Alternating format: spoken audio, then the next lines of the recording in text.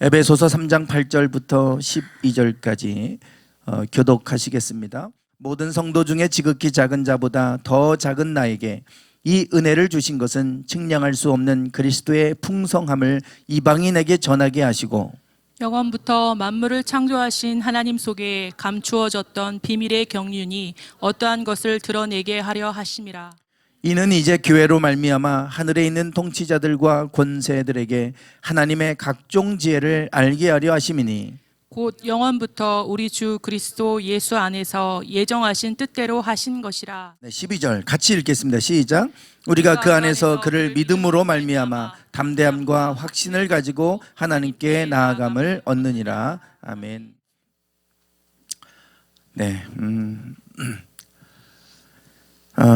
며칠 전에 부산 시장 오거돈 시장에 기자회견이 있었죠.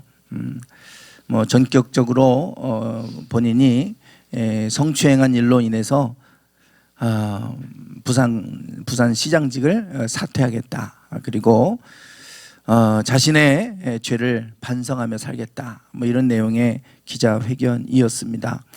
많은 분들이 이 뉴스를 접하고 그리고 충격을 받았다. 특별히 부산 시민들이 충격을 받았다. 이렇게 뉴스가 나오는 것을 들었습니다.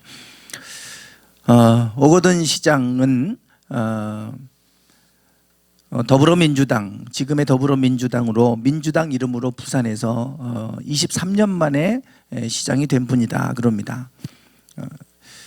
부산 대구 경북 지역은 이미 지금의 미래통합당, 새누리당, 한나라당 다 이제 그쪽 보수 쪽 아니겠어요?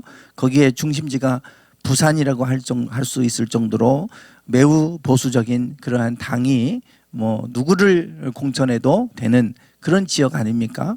그런데 그런 지역에서 23년 만에 민주당 시장을 배출했다. 이분은 2004년도부터 부산 시장직에 도전을 해서 3번을 떨어지고 4번째, 그래서 3전 사기다 그렇게 얘기할 정도로 4번째 만에 결국은 부산 시장직에 오른 분입니다. 어렵게 부산 시장에 올랐어요. 2004년도부터 도전을 시작했다고 하니까 그리고 2018년에 당선이 됐으니까요. 한 14년 만에 그 노력 끝에 얻은 성과일 수 있겠죠. 대단한 성과고 또 우리나라 정치사에서도 매우 중요한 그런 하나의 사건이었죠. 그런데 안타깝게도 5분간의 성추행으로 5분간의 잘못된 행동으로 지난 날 동안에 쌓아놓은 모든 것들이 그냥 하루아침에 무너지고 말았습니다. 최단기간 부산시장직을 이제 불명예스럽게 퇴진한 분으로 역사에 기록이 남게 됐어요. 이러한 모습을 보면서 많은 분들이 안타까워합니다. 정말 어렵게 그렇게 불모지와 같은 곳에서 힘겹게 쌓아놓은 그 업적을 5분 만에 무너뜨렸다. 참 우리가 이런 모습을 볼 때 우리가 이런 것을 어리석은 행동이라고 얘기합니다. 이보다 더 어리석은 행동이 어디에 있겠어요? 지혜 혹은 어리석음 하면 이런 그림들이 좀 나와 있어요. 나무 위에 가지에 앉아가지고 스스로 자기를 자르는 겁니다. 지혜로운 사람과 어리석은 사람을 얘기할 때 특별히 어리석다 그럴 때 이 그림이 이렇게 인터넷에 많이 올라와 있는 것을 봅니다. 그러니까 자기가 떨어지는 것도 모르고 자르는 거예요. 그러니 오거돈 전 시장도 그렇고 우리도 마찬가지입니다. 자기가 그렇게 나락으로 떨어질 것을 알 텐데 왜 저런 행동을 할까? 참 어리석은 거죠. 그 결과를 왜 모르겠어요.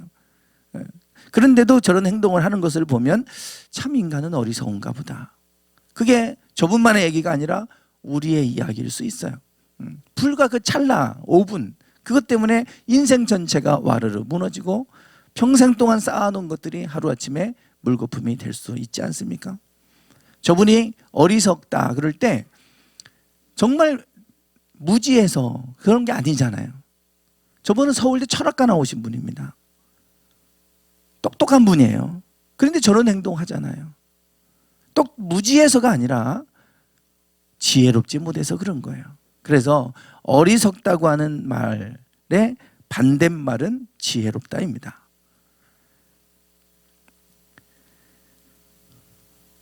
어리석다의 반대말이 똑똑하다일 것 같잖아요. 아니에요. 지혜롭다입니다.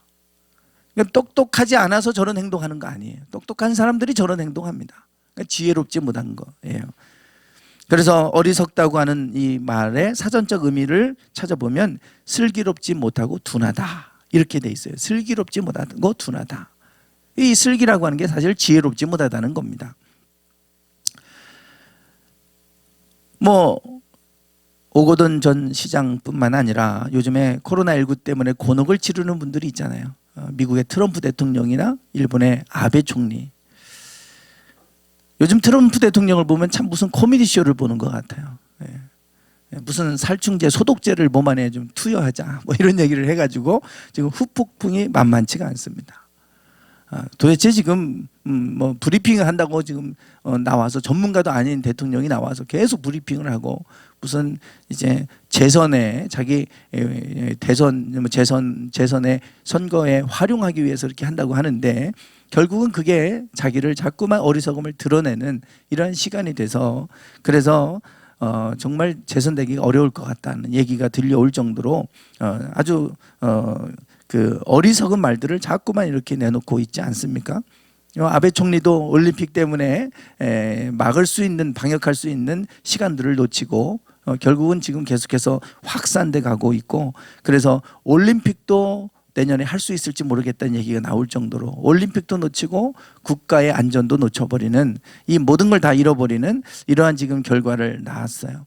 반대로 우리나라는 그래도 이 잘 방역 조치를 잘 해서 그래서 세계로부터 지금 극찬을 받고 있고 우리나라는 그래도 매우 민주적인 국가다 이러한 평가를 좀 받고 있지 않습니까? 시민들도 그렇고 국가도 그렇고 모든 면에서 본이 되는 민주적인 국가다 그런 이제 평가를 받고 있고 그런 모든 노하우들을 세계에서 좀 배우겠다고 가르쳐 달라고 요청이 쇄도하고 있는 그러한 모습을 봅니다. 똑같은 어려운 일을 만나는데 지혜롭게 대처하면 그것이 전화위복이 돼서 오히려 우리나라가 이런 상황을 잘 넘기니까 그래도 세계로부터 우리나라가 아주 이미지가 완전히 바뀌어버리는 그래서 위상이 높아지는 이런 결과를 낳았잖아요.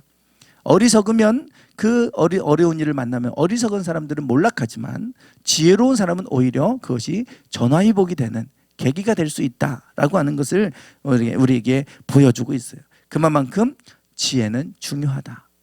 얼마나 지혜가 중요한지를 보여주고 있는 거예요.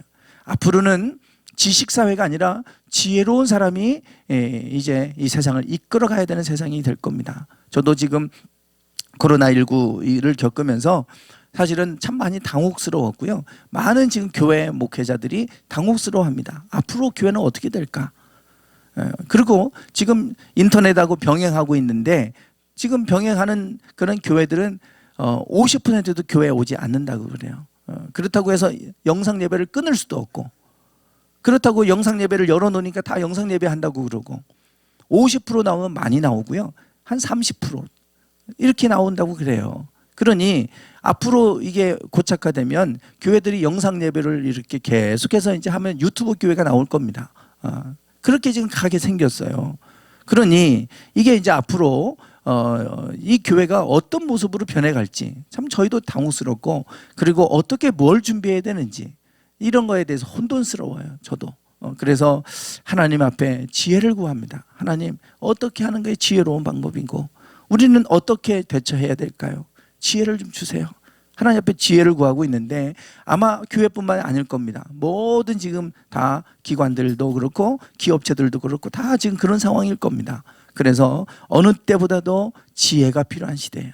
지혜. 오래전 이야기입니다. 한 공장에서 중요한 기계가 갑자기 문제가 생겨서 멈췄다고 그래요. 기술자들이 아무리 고치려고 해도 고치지 못하게 됩니다. 그래서 결국은 이 기계를 설계하고 만든 사람을 불러오게 돼요. 그 사람이 와서 쭉 살펴보더니 망치로 어느 한 곳을 두드렸다는 겁니다. 그랬더니 그 기계가 정상적으로 이제 고쳐져서 정상적으로 가동이 됐다는 거죠. 너무나 쉽게 고쳤어요. 그래서 그리고 나서 이제 청구서가 날아왔는데 $100 청구서가 날아왔다는 겁니다. 지금이야 $100 얼마 안 되지만 그 당시는 꽤 비싼 청구서였어요.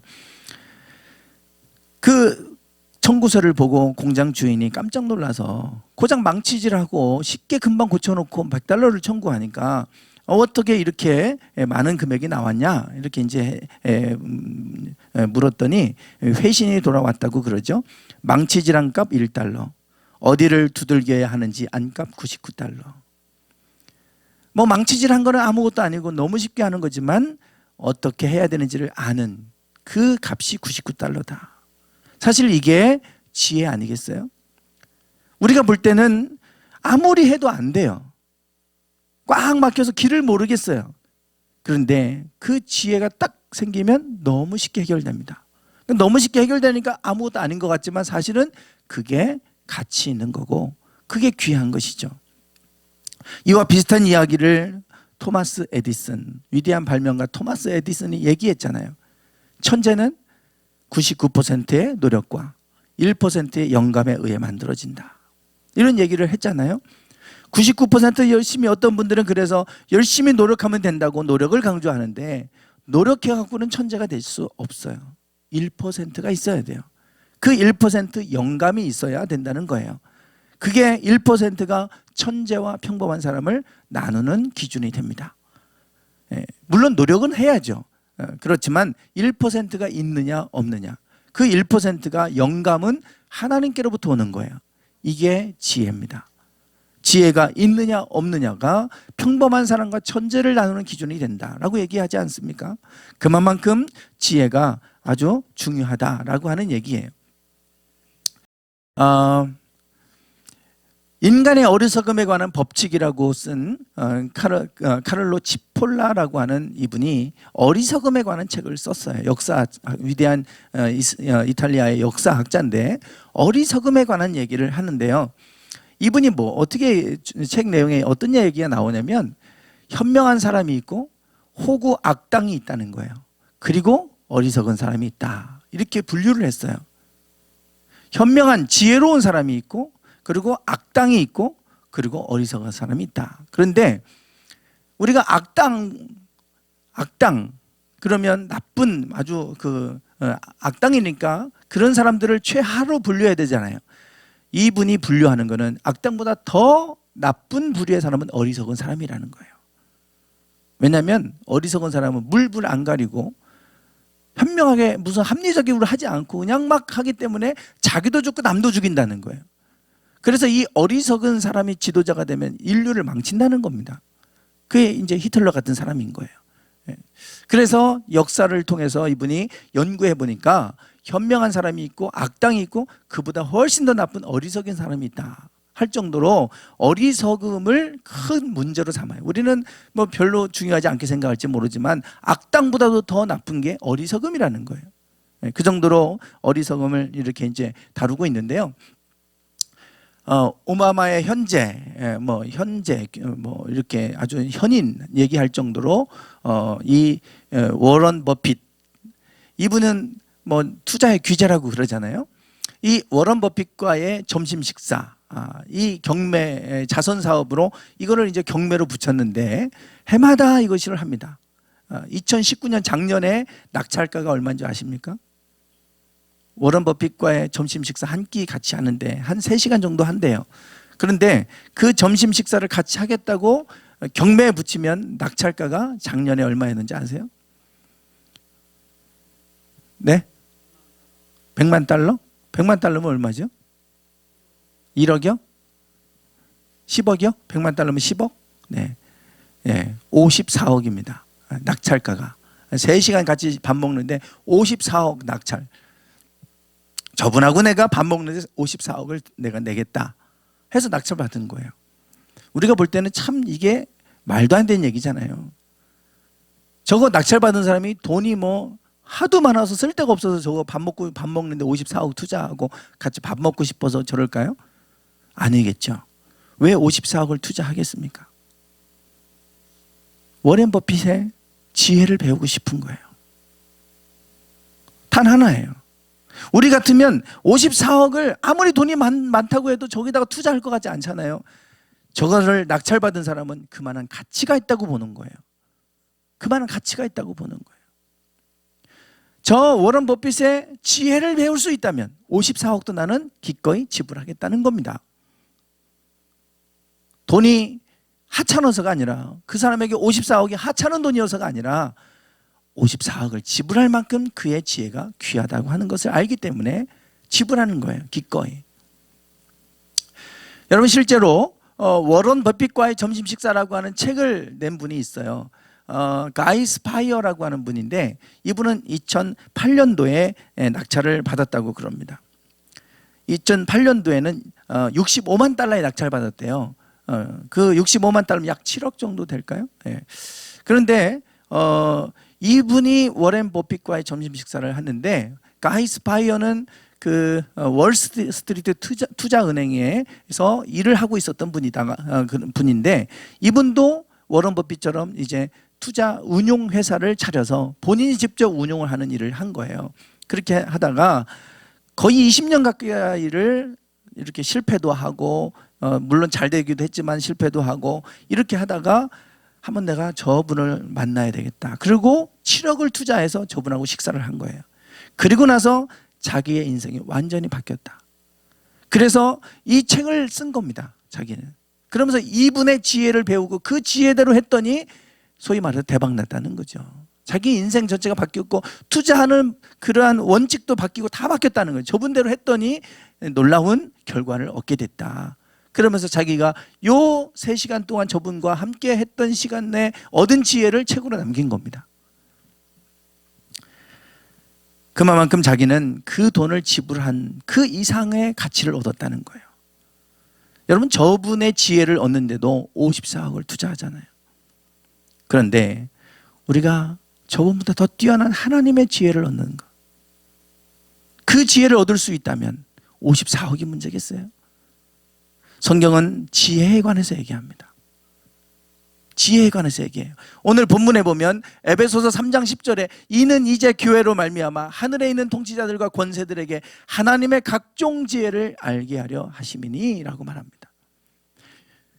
이번 달 주제가 그래도 교회가 희망이다 그랬잖아요.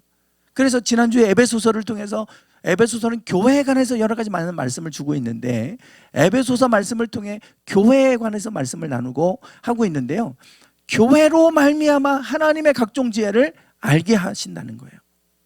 하나님의 지혜를 우리에게 주시는데 우리 교회를 통해서 주신다는 거예요. 1장에도 보면 교회는 그의 몸이니, 요 그는 예수님을 얘기합니다. 1장에 예수님은 교회의 머리라고 그랬어요. 우리는 그의 몸이에요. 예수님의 몸입니다. 만물 안에서 만물을 충만케 하시는 이의 충만함이니라. 교회가 이렇다는 거예요. 교회는 충만함, 즉 세상을 하나님은 충만케 하기를 원하시는데 그 충만함이 교회를 통해서 흘러가게 하신다는 겁니다. 그 충만함을 1장 3절에서는 하늘에 속한 신령한 복이라 그래요.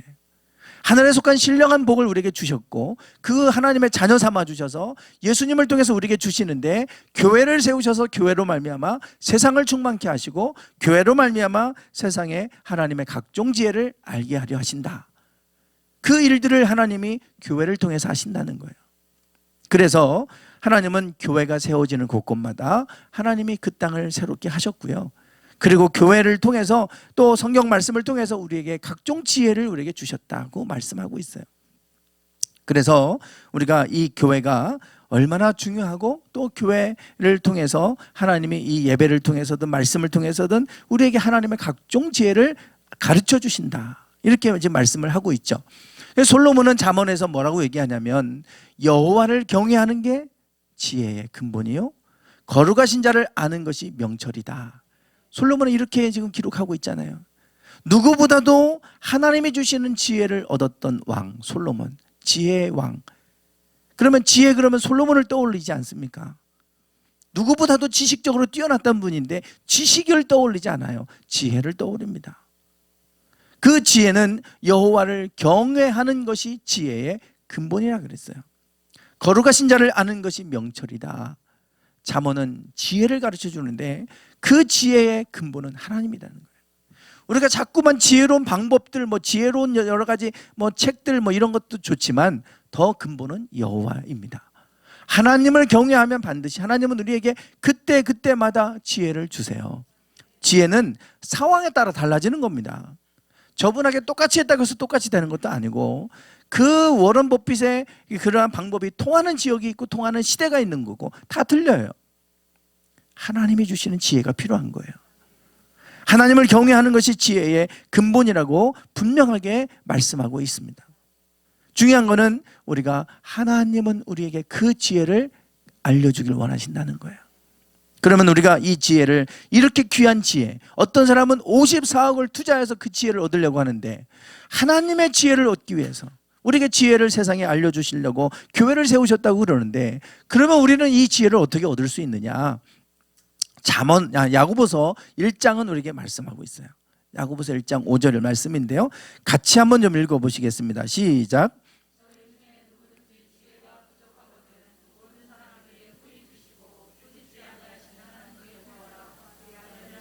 아멘. 여기에 말씀을 아주 간결하게 말씀하고 있죠.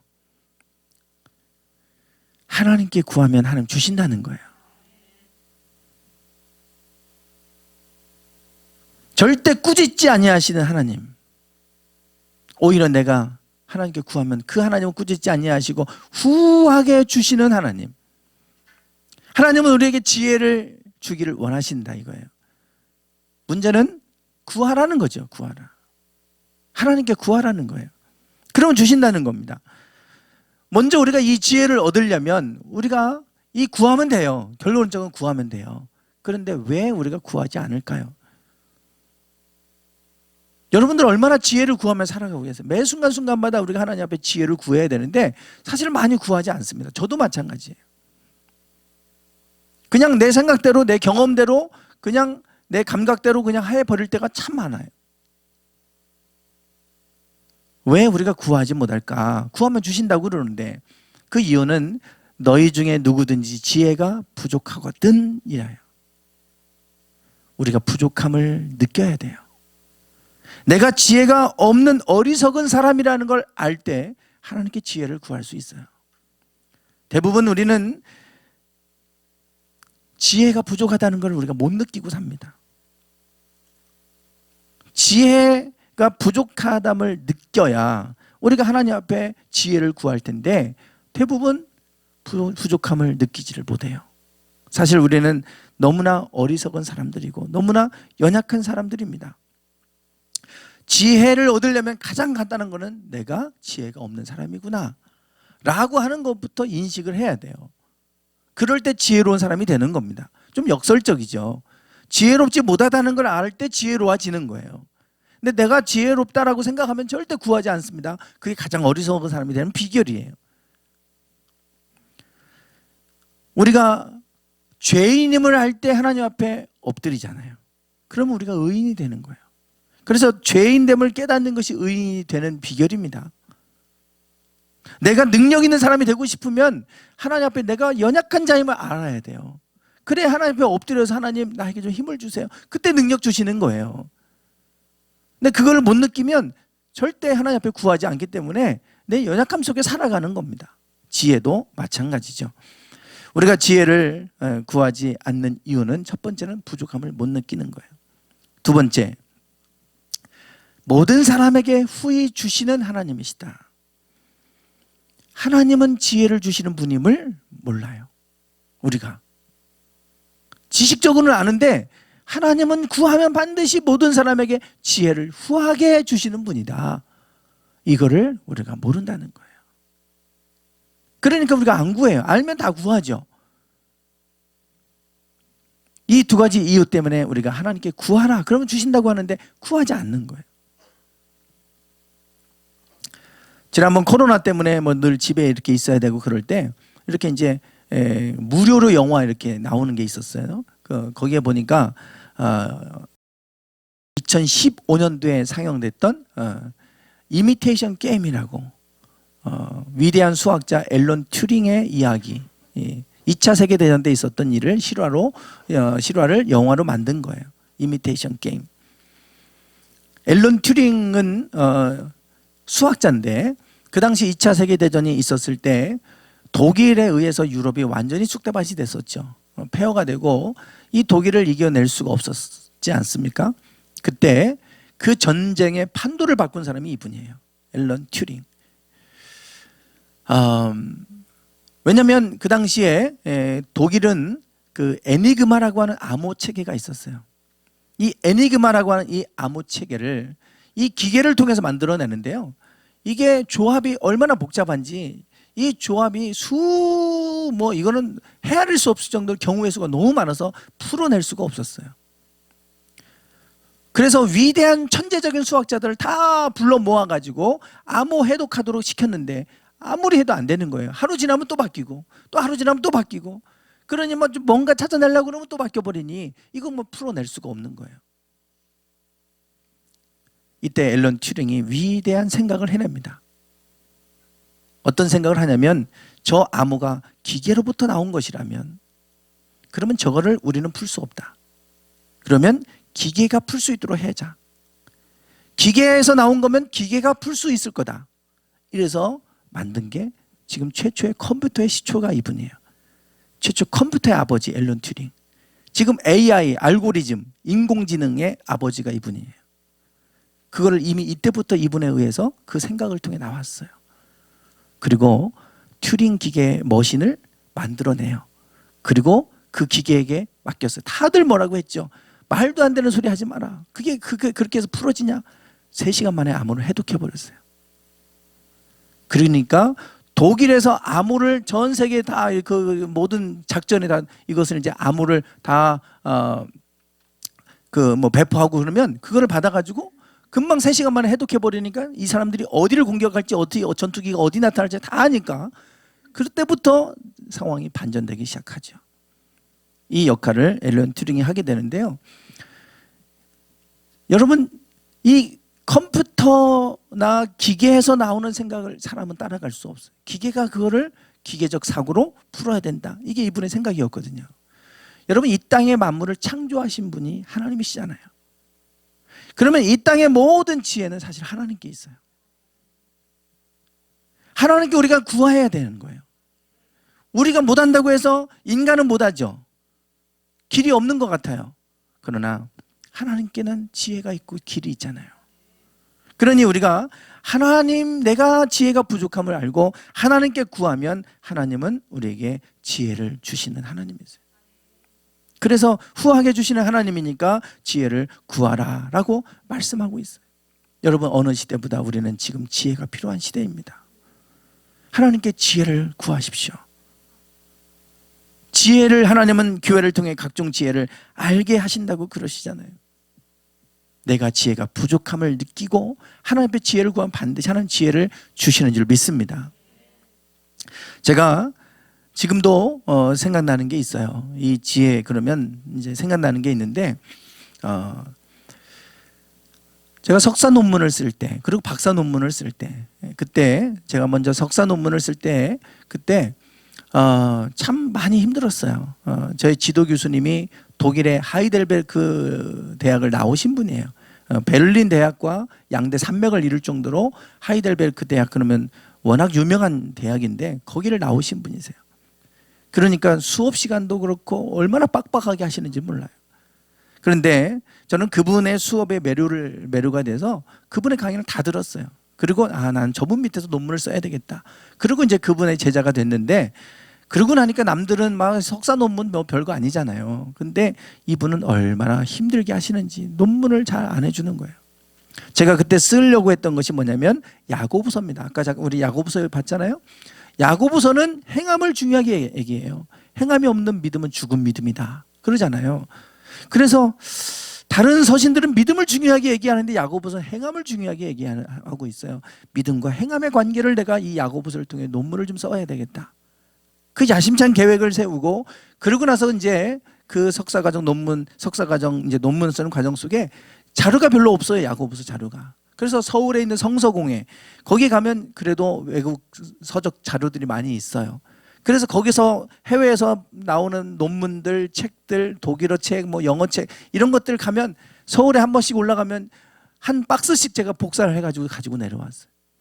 그리고 그거 다 이렇게 쭉 보면서 그걸 가지고 야심차게 내가 석사 논문을 그래도 제가 좀 훌륭한 논문 써봐야 되겠다. 그리고 열심히 자료를 축적하고 연구하고 해서 그래서 이제 논문을 써가는 거예요. 그러면 딱 써가고 하면 다 빨간 줄로 다 거버리는 거예요. 그러면 한 학기 내내 열심히 연구하고 써가서 가면 다 빨간 줄 거버리니 그러면 다시 어떻게 써요? 그러면 한 학기 넘어가고 그렇게 3년이 그렇게 가서 6학기를 그렇게 보냈습니다. 그리고 이제 제가 목사 안수를 받고 정회원으로 진급하려면 지금 우리가 준회원, 정회원 그래요. 전도사들은 준회원이고요. 목사 안수 받으면 정회원이 돼요. 그때부터 투표권도 있고 뭐 이런 거예요. 근데 정회원이 되려면 대학원 졸업증이 있어야 돼요. 근데 마지막 학기 그 졸업을 못 받으면 제가 정회원이 안 되는 거예요. 그래서 이제 교수님 저 정회원 되려면 논문 졸업해야 됩니다. 대학원 졸업해야 됩니다. 그때는 잘 써오라는 거예요. 그 어떻게 해요? 이제 시간이 없는데. 그러니까 이제 너무 안타까우신지 한 가지 힌트를 주셨어요. 모방 뭐 지금부터 무슨 훌륭한 논문이 나오겠냐고 모방을 하는 법을 배워라 그러시는 거예요. 딱 그 얘기 하나 툭 던져 놓으시는 거예요. 아, 모방하라고? 그래서 그 2년 선배가 쓴 논문을 봤어요. 그 교수님 밑에서 쓴 논문. 그랬더니 목회서신에 나타난 목회서신의 경건 이해 이렇게 제목이 달려 있어요. 쭉 읽었죠. 그리고 교수님 논문도 봤어요. 그랬더니 교수님 논문에 보니까 요한계시록의 인내 이해 이렇게 돼 있어요. 그래서 그 2년 선배도 그걸 흉내내서 목회서신의 경건 이해 이렇게 했구나. 그럼 나는 뭐 할까?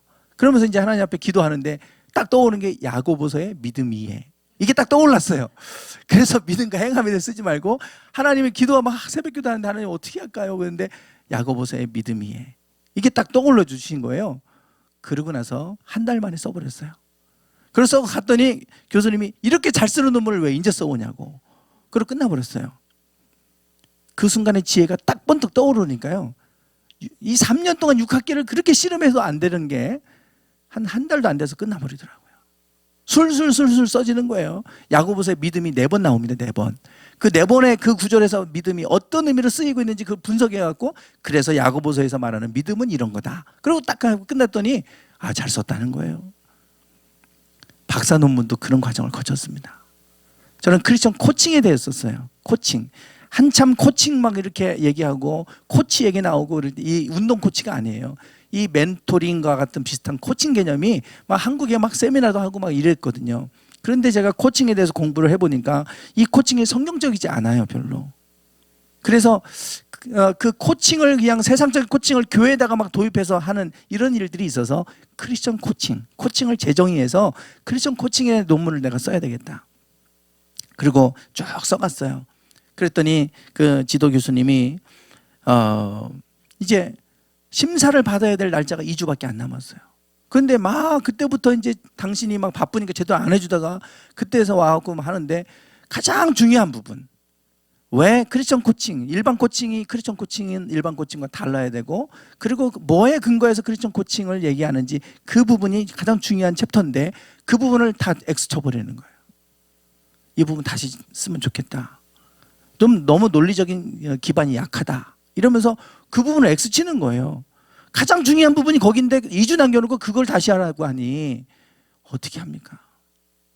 제가 그 당시에 한 달 가까이를 서울로 그 교수님 사무실을 내줘가지고요. 아침 새벽 기도 끝나면 기차 타고 올라가서 거기서 교수님 그 사무실에 앉아갖고 그 논문 쓰고 그리고 저녁 때 되면 또 내려와서 새벽 기도 인도하고 또 올라가고 한 달을 그렇게 했어요. 그렇게 하고 했는데 2주 남겨놓고 그거를 다 X 쳐버리는 거예요. 다시 해오라고 거기를. 그때는 이제 2주 남았기 때문에 제가 대전에 못 내려오고 거기 찜질방에서 그냥 자면서 그렇게 논문을 썼어요. 근데 그날 밤 12시에 제가 찜질방으로 들어갔어요. 잠이 안 와요. 눈물만 나더라고요. 눈물만. 그동안 해온 거를 진작 좀 이렇게 검토해주고 그때 와서 그 부분을 지적해줬으면 좋은데 그때 고작 2주 남겨놓고 그 부분을 다 갈아엎어놓고 다시 하라고 그러니 어떻게 합니까? 잠을 자는 둥 마는 둥 하고 새벽에 일어나서 아침 6시에 그리고 이제 목욕탕에 가갖고 다 몸을 담그고 있는데 눈물만 나더라도 하나님 저에게 좀 지혜를 주세요. 저는 그때 하나님 앞에 약속한 게 나는 3년 안에 내가 이거 못하면 저는 그냥 수리하고 끝날 겁니다. 내가 뭐 박사가 대단한 것도 아니고 하나님 저는 그렇게 했는데 지금 위기예요, 위기. 여태까지 한 게 물거품이 될 정도. 그래서 교수님도 다음 학기에 했으면 좋겠다 이런 얘기 하는데 저는 그러면 안 합니다. 분명히 제가 선언했거든요. 하나님 지혜를 주세요. 어떻게 할까요? 그 순간에 하나님이 제가 목욕탕에 앉아갖고 눈물 흘리면서 하나님 좀 지혜 주세요. 그러는데 딱 떠오르게 한 그림이 하나 딱 떠올랐어요. 요거예요, 요거. 일반 코칭의 원리는 4가지가 이렇게 있거든요. 그러면 요거를 재해석해서 예수님의 코칭을 분석을 해가지고 예수님의 성경에서 제자들을 어떻게 코칭했는지 이걸 분석을 딱 해가지고 요 4가지를 딱 뽑아내면 크리스천 코칭이 나오겠다. 요 그림이 딱 순간에 떠올랐어요. 그리고 3일 만에 그 챕터를 써버렸어요. 3일 만에. 아 이거다 하고서 뭐 유레카 외쳤잖아요. 목욕탕에서. 저도 아 이거다 그러고서 가가지고 3일 만에 이걸 써버렸어요. 이 챕터를. 그랬더니 교수님도 아 잘했다고 이제 됐다고 그리고 심사 받는데 심사위원들이 뭐 연세대에도 있고 뭐 각 대학에 몇 분이 나왔어요. 보더니 이 그림 하나만 봐도 이 논문이 뭘 얘기하는지 알겠다고. 그래서 이 그림을 칭찬하는 거예요. 이거 하나만 봐도 이 논문이 뭐 어떻게 해서 나왔고 뭘 얘기하는지 알겠다고. 그러면서 칭찬을 해주시고 최고 좋은 점수를 줬어요. 졸업할 때 대학 총장상을 받았어요. 논문상. 이것 때문에. 저는요 그 과정이 있었는데 그게 하나님의 지혜였어요. 지혜. 그렇게 나오지 않는 게 순간적으로 하나님 지혜 주세요. 다급하니까 하나님 지혜 구하게 되더라고요. 하나님 지혜 주시니까요 상상도 할 수 없는 게 나오는 거예요. 저는 논문을 쓰면서 그걸 경험했어요. 저는 제 생각으로 써야 된다고 생각했고 지금까지 그렇게 많이 연구해갖고 준비해 왔는데 그 모든 것들을 다 뒤집어 엎어놓더라고요. 교수님이. 이거 안 돼. 다 흩어놓으니까 아무 없었는데 하나님이 탁 지혜 주시니까요. 석사 논문도 2주 만에 끝나고 이거 3일 만에 끝냈어요. 이 챕터를. 제가 이걸 보면서 하나님의 지혜는 우리의 지혜와 다르구나. 하나님의 지혜를 그래서 우리에게 지혜를 구하라고 말씀하시는구나. 여러분 내가 모든 것이 막혀버리고 할 수 없을 것 같을 때 하나님의 지혜를 구하시면 반드시 하나님 지혜를 주신 하나님이신 줄 믿습니다. 너희가 누구든지 지혜가 부족하거든 후히 주시고 꾸짖지 아니하시는 하나님께 구하라. 그리하면 주시리라. 우리에게 말씀하고 있어요. 여러분 우리가 내 생각으로 하기 전에 하나님 지혜를 주세요. 정말 다급한 마음으로 하나님의 지혜 구하면 하나님 반드시 어느 순간에 탁 떠오르게 하시는 영감이 있어요. 그게 지혜예요. 지혜. 솔로몬은 그 지혜로 최고의 왕이 됐던 것이고 오늘도 지금도 지혜로운 사람이 있는 반면에 어리석은 사람이 있어요. 똑똑하다고 되는 거 아닙니다. 똑똑하다고 되는 거 아니에요. 지혜는 하나님께로부터 오는 거예요. 오늘 우리가 하나님 앞에 지혜를 구하셔서 하나님이 주시는 지혜로 말미암아 우리가 하나님이 그 우리에게 풍성하게 후하게 주시기를 원하시는 그 지혜를 통해서 우리가 지혜로운 삶을 살아갈 수 있는 복된 삶이 되시기를 주님의 이름으로 축원합니다. 찬양 드리겠습니다.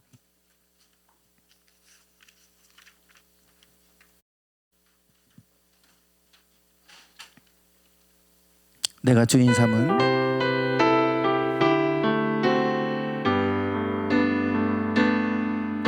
내가 주인 삼은 모든 것 내려놓고 내 주 대신 주 앞에 나가 내가 사랑했던 모든 것 내려놓고 주님만 사랑해. 내가 주인 삼은 모든 것 내려놓고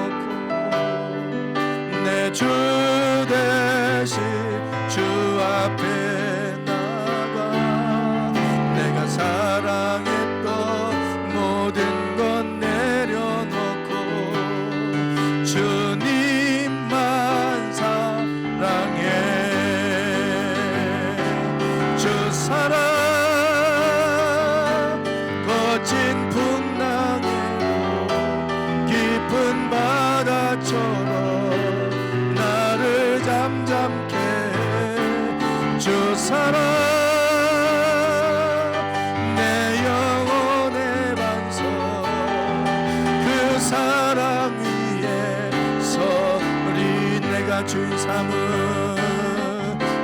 내가 주인 삼은 모든 것 내려놓고 내 주 대신 주 앞에 나가 내가 사랑했던 모든 것 내려놓고 주님만 사랑해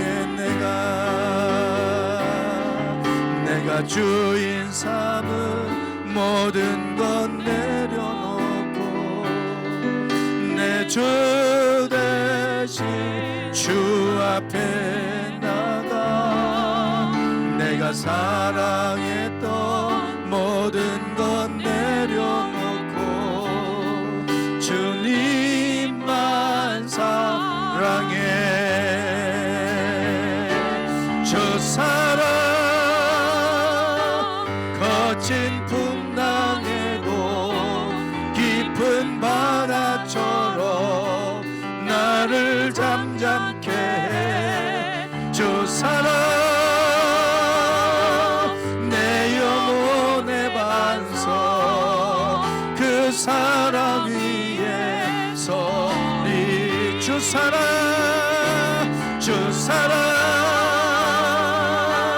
거친 풍랑에도 깊은 바다처럼 나를 잠잠케 해 주 사랑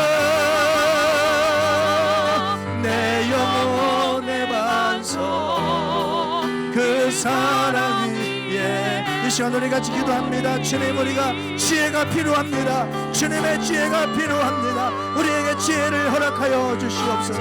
주님 하나님 우리는 지혜가 부족합니다. 아버지 하나님 이 시대 속에서 이와 같은 상황 속에서 우리가 어떻게 처신해야 되고 무엇을 어떻게 해야 되는지 지혜가 필요합니다. 구의해 주시고 꾸짖지 아니하시는 하나님께 구하라 말씀하셨는데 기도할 때에 간절히 구할 때에 하나님 지혜를 허락하여 주옵소서. 지혜를 허락하여 주시옵소서. 하나님 주여 어리석은 삶을 살지 않게 하시고 지혜로운 삶을 살아갈 수 있도록 주님 지혜를 허락해 주시기 원합니다. 주여 아버지 주님 아버지 하나님 주여 아버지 하나님 주여 아버지 하나님의 각종 지혜 하나님의 각종 지혜를 우리에게 허락하여 주소서. 우리에게 허락하여 주시옵소서. 주님 아버지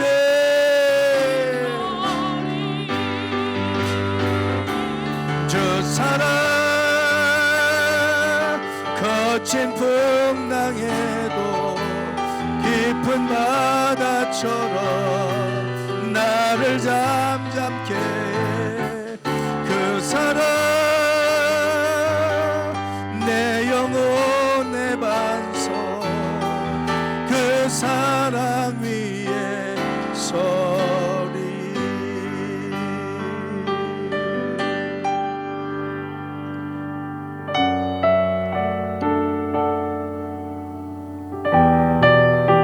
하나님 우리에게는 지혜가 필요합니다.